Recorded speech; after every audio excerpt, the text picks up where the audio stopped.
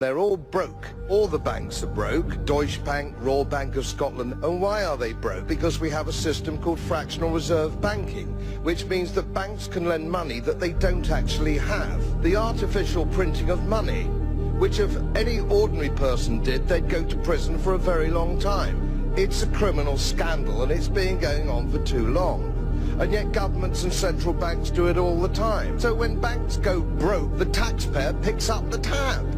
It's theft from the taxpayer. Couldn't say any better than that, Godfrey. He's an incredible man. Let's keep going with this, shall we? I think what we're dealing with here is a triumph, is it not, of hope over experience. You're talking about things which aren't the problem. The problem that we have is a flawed banking system, a fractional reserve banking system, where bankers can lend money that they don't have. And if you go back in time to the United States in the 1850s, that was a capital offense. You could hang for that. Now we have this extraordinary situation where we've had regulation, lots of regulation. It's been the wrong sort of regulation, hasn't it? And so we've had another disaster. And none of this is actually going to save us from another disaster down the line. It's bound to happen because we haven't addressed the real problems, and that is your fractional reserve banking system. We must have a commodity bank on the one hand, an investment bank on the other hand.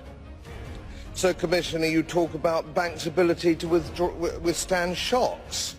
Well, by this definition, by your definition, a shock is people turning up wanting their money back. You know, that's not a shock. That's a sort of should be a day-to-day occurrence and should be dealt with accordingly. And we're talking about bankers' bonuses, an absolutely wonderful way of taking everybody's eye off the ball. What we've actually had here is criminal activity by bankers, and not a single banker has been sent to prison. This is extraordinary. Billions of pounds have been taken away from taxpayers, taken away from depositors, bondholders, and yet not a single banker is in jail. This is a disgrace. This is a disgrace. We really have to use the law of the land, not so much regulation, and printing money. And central banks are equally culpable, make no mistake. I'd like to see some central bankers in prison. And I call quantitative easing counterfeiting. Printing money is counterfeit. It's illegal. If a private citizen did it, they would go to jail. So let's look into our own hearts. The very unpleasant arrangements that politicians, bureaucrats and central bankers have between themselves at the expense of the taxpayer. Let's end it, and let's end it now.